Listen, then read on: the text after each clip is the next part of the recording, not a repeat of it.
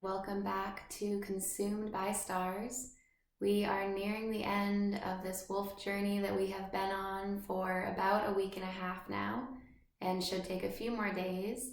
I hope you have been enjoying her words as much as I have, and let's see what happens. We're still in Bernard's perspective, as he is the narrator of the entire ending of The Waves. So let's begin. However, since one must leap to tell you this story, I leap here at this point and alight now upon some perfectly commonplace object, say the poker and tongs, as I saw them some time later, after that lady who had made me Byron had married, under the light of one whom I will call the third Miss Jones. She is the girl who wears a certain dress expecting one at dinner, who picks a certain rose, who makes one feel steady, steady. This is a matter of some importance, as one shaves. Then one asks, how does she behave to children? One observes that she is a little clumsy with her umbrella, but minded when the mole was caught in the trap, and finally, would not make the loaf at breakfast. I was thinking of the interminable breakfasts of married life as I shaved, altogether prosaic. It would not surprise one sitting opposite this girl to see a dragonfly perched on the loaf at breakfast. Also, she inspired me with a desire to rise in the world. Also, she made me look with curiosity at the hitherto repulsive faces of newborn babies, and the little fierce beat, tick-tack, of the pulse of one's mind took on a more majestic rhythm. I roamed down Oxford Street. We are the continuers, we are the inheritors, I said, thinking of my sons and daughters. And if the feeling is so grandiose as to be absurd, and one conceals it by jumping onto a bus or buying the evening paper, it is still a curious element in the ardor with which one laces up one's boots, with which one now addresses old friends committed to different careers. Louis, the attic dweller, Rhoda, the nymph of the fountain, always wet, both contradicted what was then so positive to me. Both gave the other side of what seemed to me so evident, that we marry, that we domesticate, for which I loved them, pitied them, and also deeply envied them for their different lot. Once I had a biographer, dead long since, but if he still followed my footsteps with his old flattering intensity, he would hear say, about this time, Bernard married and bought a house. His friends observed in him a growing tendency to domesticity. The birth of children made it highly desirable that he should augment his income. That is the biographic style, and it does to tack together torn bits of stuff with raw edges. After all, one cannot find fault with the biographic style if one begins letters, Dear Sir, ends them, Yours faithfully. One cannot despise these phrases laid like Roman roads across the tumult of our lives, since they compel us to walk in step like civilized people, with the slow and measured tread of policemen, though one may be humming any nonsense under one's breath at the same time. Hark, hark, the dogs do bark. Come away, death. Let me not to the marriage of true minds, and so on. He attained some success in his profession. He inherited a small sum of money from an uncle. That is how the biographer continues. And if one wears trousers and hitches them up with braces, one has to say that, though it is tempting now and then to go blackberrying, Tempting to play ducks and drakes with all these phrases, but one has to say that. I became, a certain kind of man, scoring my path across life as one treads a path across the fields. My boots became worn a little on the left side. When I came in, certain rearrangements took place. Here's Bernard. How differently different people say that. There are many rooms, many Bernards. There was the charming but weak, the strong but supercilious, the brilliant but remorseless, the very good fellow, but, I make no doubt, the awful bore, the sympathetic but cold, the shabby but, go into the next room, the foppish, worldly, and too well-dressed. What I was to myself was different, was none of these. I am inclined to pin myself down most firmly there before the loaf at breakfast with my wife, who, being now entirely my wife, and not at all the girl who wore when she hoped to meet me a certain rose, gave me that feeling of existing in the midst of unconsciousness, such as the tree frog must have couched on the right shade of green leaf. Pass, I would say. Milk, she might answer, or Mary's coming. Simple words for those who have inherited the spoils of all the ages, but not as said then, day after day, in the full tide of life, when one feels complete, entire, at breakfast. Muscles, nerves, intestines, blood vessels, all that makes the coil and spring of our being, the unconscious hum of the engine, as well as the dart and flicker of the tongue, function superbly. Opening, shutting, opening, eating, drinking, sometimes speaking, the whole mechanism seemed to expand, to contract, like the mainspring of a clock. Toast and butter, coffee and bacon, the Times and letters. Suddenly the telephone rang with urgency, and I rose deliberately and went to the telephone. I took up the black mouth. I marked the ease with which my mind adjusted itself to assimilate the message. It might be, one has these fancies, to assume command of the British Empire. I observed my composure. I remarked with what magnificent vitality the atoms of my attention dispersed, swarmed round the interruption, assimilated the message, adapted themselves to a new state of affairs, and had created, by the time I put back the receiver, a richer, stronger, a more complicated world in which I was called upon to act my part, and had no doubt whatever that I could do it. Clapping my hat on my head, I strode into a world inhabited by vast numbers of men who had also clapped their hats on their heads, and as we jostled and encountered in trains and tubes, we exchanged the knowing wink of competitors and comrades, braced with 1,000 snares and dodges to achieve the same end, to earn our livings. Life is pleasant. Life is good.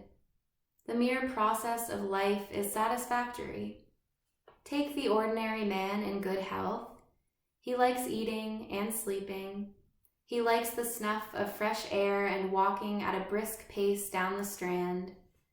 Or in the country, there's a cook crowing on the gate, a cock crowing on a gate. There's a foal galloping round a field. Something always has to be done next. Tuesday follows Monday, Wednesday, Tuesday. Each spreads the same ripple of well-being, repeats the same curve of rhythm, covers fresh sand with a chill, or ebbs a little slackly without. So the being grows rings, identity becomes robust.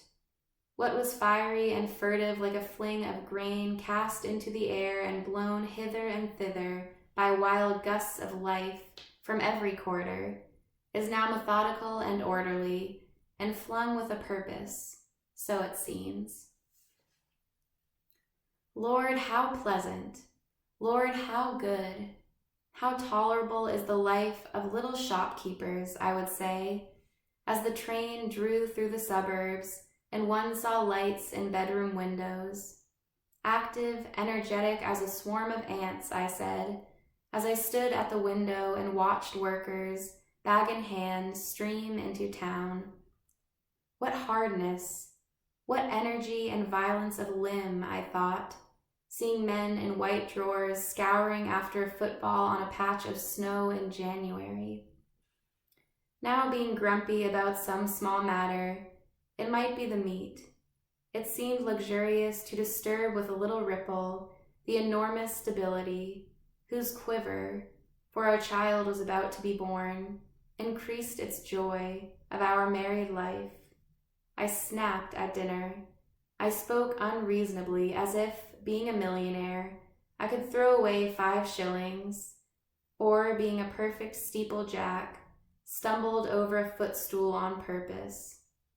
Going up to bed, we settled our quarrel on the stairs, and standing by the window looking at a sky clear like the inside of a blue stone. Heaven be praised, I said. We need not whip this prose into poetry. The little language is enough, for the space of the prospect and its clarity seem to offer no impediment whatsoever, but to allow our lives to spread out and out beyond all bristling of roofs and chimneys to the flawless verge. Into this crashed death, Percival's, which is happiness, I said. Our child had been born. Which pain? Referring to the 2 sides of my body as I came downstairs, making a purely physical statement. Also, I made a note of the state of the house, the curtain blowing, the cook singing, the wardrobe showing through the half-open door. I said, give him, myself, another moment's respite as I went downstairs. Now in this drawing room he is going to suffer. There is no escape. But for pain words are lacking. There should be cries, cracks, fissures, whiteness passing over chintz covers, interference with the sense of time, of space, the sense also of extreme fixity in passing objects. In sounds very remote and then very close, flesh being gashed and blood spurting, a joint suddenly twisted, beneath all of which appears something very important, yet remote, to be just held in solitude. So I went out. I saw the first morning he would never see. The sparrows were like toys dangled from a string by a child. To see things without attachment, from the outside, and to realize their beauty in itself, how strange. And then the sense that a burden has been removed. Pretense and make-believe and unreality are gone, and lightness has come with a kind of transparency, making oneself invisible and things seen through as one walks. How strange. And now what other discovery will there be, I said.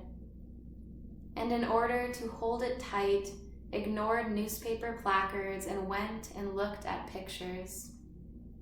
Madonnas and pillars, arches and orange trees, still as on the first day of creation, but acquainted with grief. There they hung, and I gazed at them. Here, I said, we are together without interruption. This freedom, this immunity, seemed then a conquest, and stirred in me such exultation that I sometimes go there, even now, to bring back exaltation and Percival, but it did not last. What torments one is the horrible activity of the mind's eye, how he fell, how he looked, where they carried him, men in loincloths, pulling ropes, the bandages and the mud. Then comes the terrible pounce of memory, not to be foretold, not to be warded off, that I did not go with him to Hampton Court, that claw scratched, that fang tore.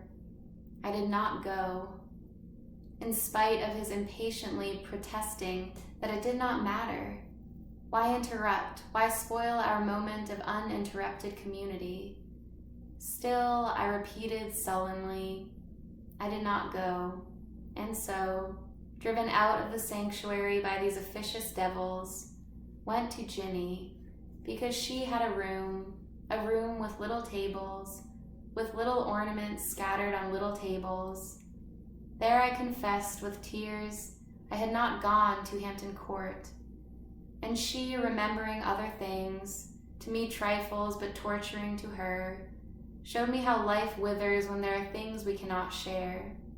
Soon, too, a maid came in with a note, and as she turned to answer it, and I felt my own curiosity to know what she was writing and to whom, I saw the first leaf fall on his grave.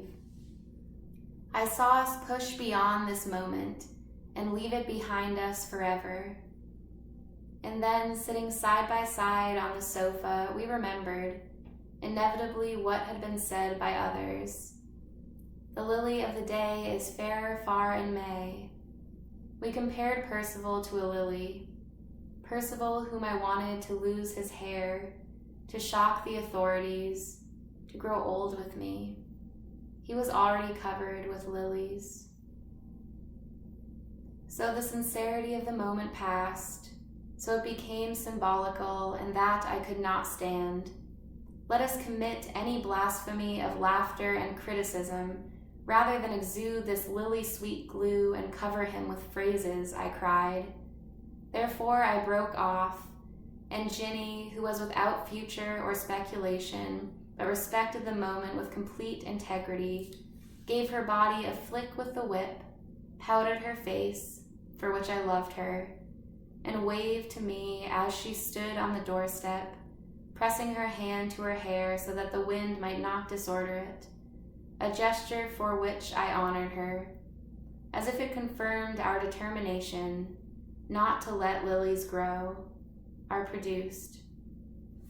I returned, however, to my own snug home.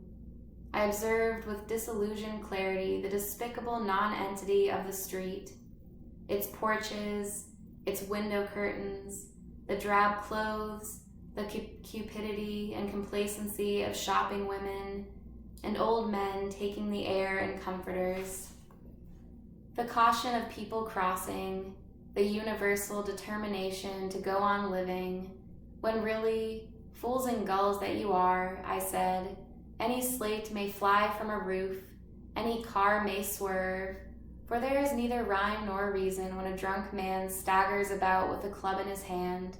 That is all. I was like one admitted behind the scenes, like one shown how the effects are produced. I returned, however, to my own snug home, and was warned by the parlor maid to creep upstairs in stockings. The child was asleep. I went to my room. Was there no sword, nothing with which to batter down these walls, this protection, this begetting of children and living behind curtains, and becoming daily more involved and committed with books and pictures? Better burn one's life out like Louis, desiring perfection, or like Rhoda, leave us, flying past us to the desert, or choose one out of millions and one only, like Neville. Better be like Susan, and love and hate the heat of the sun or the frost-bitten grass, or be like Ginny, honest and animal. All had their rapture, their common feeling with death, something that stood them instead. Thus I visited each of my friends in turn, trying with fumbling fingers to prise open their locked caskets. I went from one to the other, holding my sorrow, no, not my sorrow, but the incomprehensible nature of this, our life, for their inspection. Some people go to priests, others to poetry, I to my friends, I to my own heart, I to seek among phrases and fragments something unbroken, I to whom there is not beauty enough in moon or tree, to whom the touch of one person with another is all, yet who cannot grasp even that, who am so imperfect, so weak, so unspeakably lonely. There I sat. Should this be the end of the story, a kind of sigh, a last ripple of the wave, a trickle of water in some gutter where burbling it dies away? Let me touch the table, so, and thus recover my sense of the moment. A sideboard covered with cruets, a basket full of rolls, a plate of bananas. These are comfortable sights. But if there are no stories, what end can there be, or what beginning? Life is not susceptible, perhaps, to the treatment we give it when we try to tell it. Sitting up late at night, it seems strange not to have more control. Pigeonholes are not then very useful. It is strange how force ebbs away and away into some dry creek. Sitting alone, it seems we are spent. Our waters can only just surround feebly that spike of sea holly. We cannot reach that further pebble so as to wet it. It is over. We are ended. But wait. I sat all night waiting. An impulse again runs through us. We rise. We toss back a mane of white spray. We pound on the shore. We are not to be confined. That is, I shaved and washed, did not wake my wife, and had breakfast, put on my hat, and went out to earn my living. After Monday, Tuesday comes. Yet some doubt remained, some note of interrogation. I was surprised, opening a door, to find people thus occupied.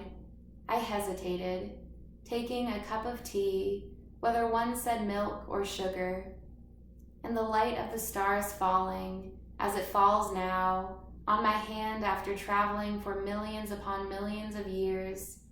I could get a cold shock from that for a moment. Not more. My imagination is too feeble, but some doubt remained. A shadow flitted through my mind like moth's wings, among chairs and tables in a room in the evening, when, for example, I went to Lincolnshire that summer to see Susan, and she advanced towards me across the garden with the lazy movement of a half-filled sail, with the swaying movement of a woman with child, I thought. It goes on, but why? We sat in the garden. The farm carts came up dripping with hay. There was the usual gabble of rooks and doves. Fruit was netted and covered over. The gardener dug. Bees boomed down the purple tunnels of flowers. Bees embedded themselves on the golden shields of sunflowers. Little twigs were blown across the grass. How rhythmical, and half-conscious, and like something wrapped in mist it was. But to me, hateful, like a net folding one's limbs in its meshes, cramping. She who had refused Percival lent herself to this covering over. Sitting down on a bank to wait for my train, I thought then how we surrender, how we submit to the stupidity of nature. Woods covered in thick green leafage lay in front of me, and by some flick of a scent or a sound on a nerve, the old image, the gardener sweeping, the lady writing, returned. I saw the figures beneath the beech trees at Elvedon. The gardeners swept. The lady at the table sat writing. But I now made the contribution of maturity to childhood intuitions. Satiety and doom, the sense of what is unescapable in our lot, death, the knowledge of limitations, how life is more obdurate than one had thought.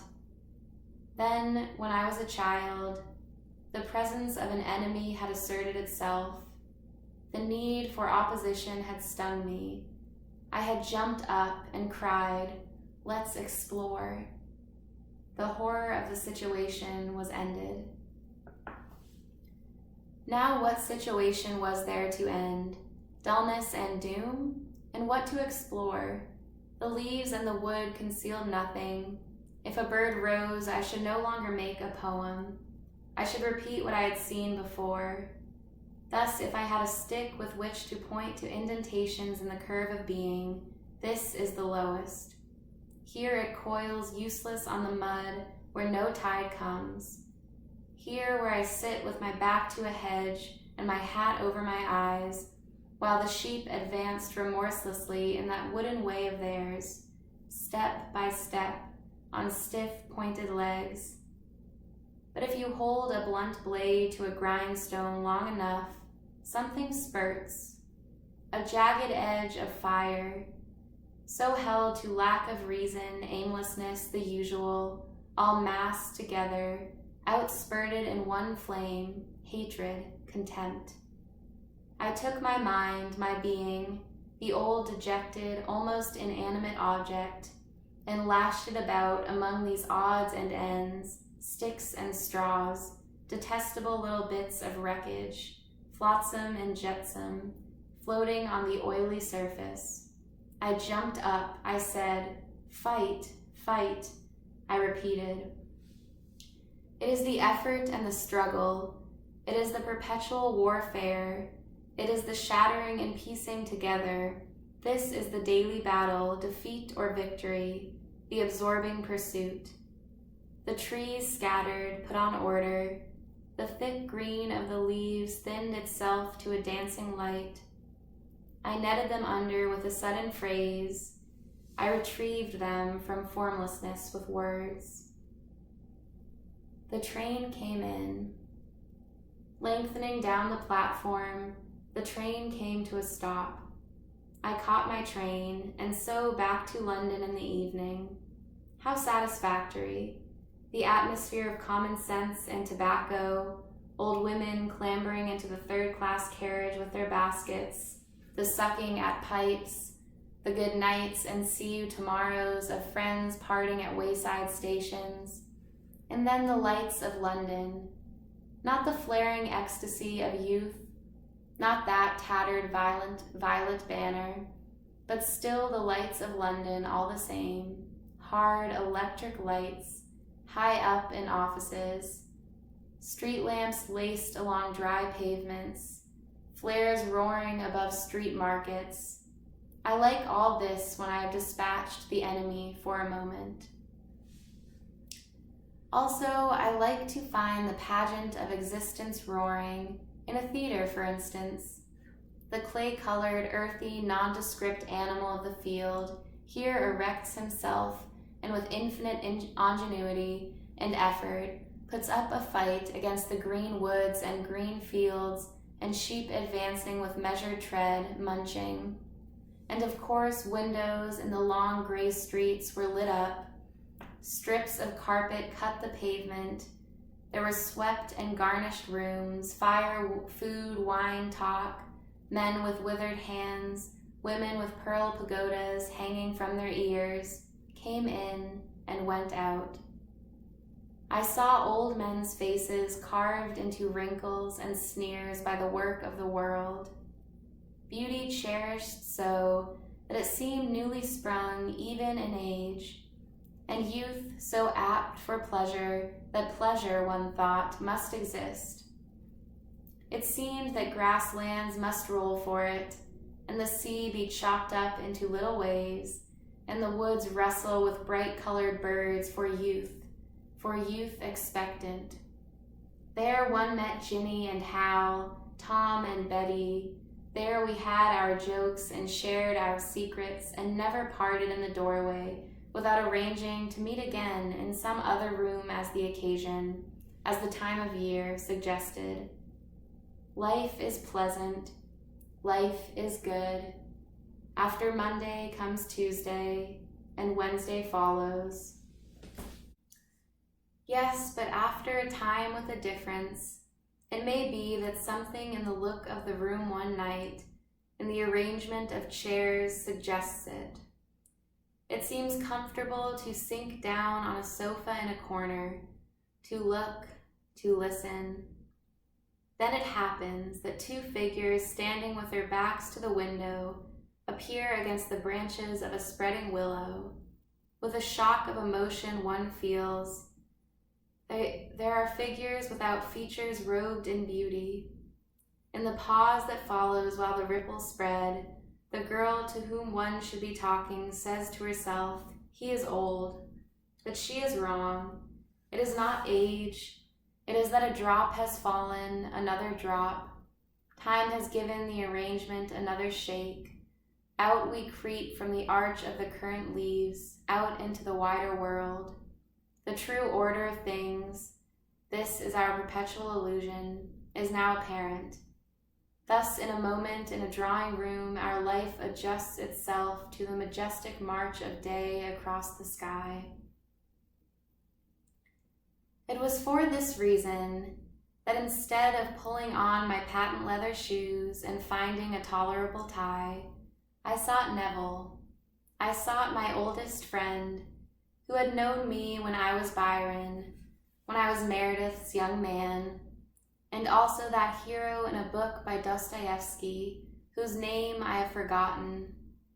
I found him alone, reading, a perfectly neat table, a curtain pulled methodically straight, a paper knife dividing a French volume. Nobody, I thought, ever changes the attitude in which we saw them first, or the clothes. Here he has sat in this chair in these clothes ever since we first met. Here was freedom. Here was intimacy. The firelight broke off some round apple on the curtain. There we talked, sat talking, sauntered down that avenue, the avenue which runs under the trees, under the thick-leaved, murmuring trees, the trees that are hung with fruit, which we have trodden so often together, so that now the turf is bare round some of those trees, round certain plays and poems, certain favorites of ours. The turf is trodden bare by our incessant, unmethodical pacing. If I have to wait, I read. If I wake in the night, I feel along the shelf for a book. Swelling, perpetually augmented, there is a vast accumulation of unrecorded matter in my head. Now and then I break off a lump.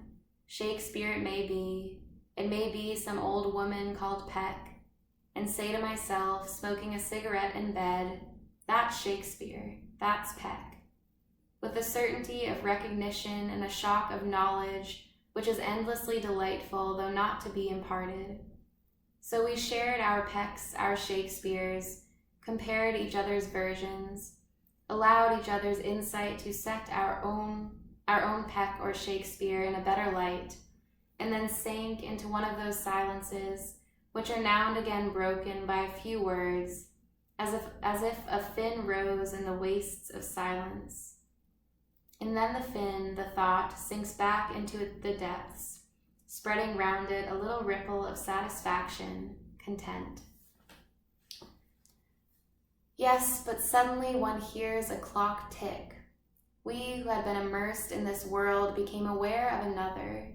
It is painful. It was Neville who changed our time. He who had been thinking with the unlimited time of the mind, which stretches in a flash from Shakespeare to ourselves, poked the fire and began to live by that other clock which marks the approach of a particular person. The wide and dignified sweep of his mind contracted. He became on the alert. I could feel him listening to sounds in the street. I noted how he touched a cushion. From the myriads of mankind and all time, past he had chosen one person, one moment in particular. A sound was heard in the hall. What he was saying wavered in the air like an uneasy flame. I watched him disentangle one footstep from other footsteps, wait for some particular mark of identification, and glance with swiftness of a snake at the handle of the door. Hence the astonishing acuteness of his perceptions. He has been trained always by one person. So concentrated, a passion shot out, others like foreign matter from a still sparkling fluid. I became aware of my own vague and cloudy nature, full of sediment, full of doubt, full of phrases and notes to be made in pocketbooks. The folds of the curtain became still, statuesque. The paperweight on the table hardened. The threads on the curtain sparkled. Everything became definite, external, a scene in which I had no part. I rose, therefore. I left him. Heavens, how they caught me as I left the room, the fangs of that old pain, the desire for someone not there. For whom? I did not know at first, then remembered Percival. I had not thought of him for months. Now to laugh with him at Neville, that was what I wanted, to walk off arm in arm together laughing, but he was not there. The place was empty. It is strange how the dead leaps out on us at street corners or in dreams. This fitful gust blowing so sharp and cold upon me sent me that night across London to visit our other friends, Rhoda and Louis, desiring company, certainty, contact. I wondered as I mounted the stairs, what was their relationship? What did they say alone? I figured her awkward with the tea kettle. She gazed over the slate roofs, the nymph of the fountain, always wet, obsessed with visions, dreaming. She parted the curtain to look at the night. Away, she said. The moon, the moor is dark beneath the moon. I rang, I waited. Louis perhaps poured out milk in a saucer for the cat. Louis, whose bony hands, shut like the sides of a dock, closing themselves with a slow anguish of effort upon an enormous tumult of waters. Who knew what has been said by the Egyptian, the Indian, by men with high cheekbones and solitaires and hair shirts? I knocked. I waited. There was no answer. I tramped down the stone stairs again. Our friends, how distant, how mute, how seldom visited and little known. And I, too, am dim to my friends and unknown. A phantom sometimes seen, often not. Life is a dream, surely. Our flame, the will-o'-the-wisp, that dances in a few eyes, is soon to be blown out and all will fade. I recalled my friends. I thought of Susan. She had bought fields. Cucumbers and tomatoes ripened in her hot houses. The vine that had been killed by last year's frost was putting out a leaf or two. She walked heavily, with her sons across her meadows. She went about the land attended by men in gaiters, pointing with her stick at a roof, at hedges, at walls fallen into disrepair. The pigeons followed her, waddling, for the grain that she let fall from her capable, earthy fingers. But I no longer rise at dawn, she said. Then Ginny, entertaining no doubt some new young man. They reached the crisis of the usual conversation. The room would be darkened, chairs arranged. For she still sought the moment. Without illusions, hard and clear as crystal, she rode at the day with her breast bared. She let its spikes pierce her. When the lock whitened on her forehead, she twisted it fearlessly among the rest. So when they come to bury her, nothing will be out of order. Bits of ribbons will be found curled up, but still the door opens. Who is coming in, she asks, and rises to meet him, prepared, as on those first spring nights, when the tree under the big London houses, where respectable citizens were going soberly to bed, scarcely sheltered her love. And the squeak of trams mixed with her cry of delight, and the rippling of leaves had to shade her languor, her delicious lassitude. That will be all for today because my laptop just ran out of storage. So thank you for listening, and I will see you again soon.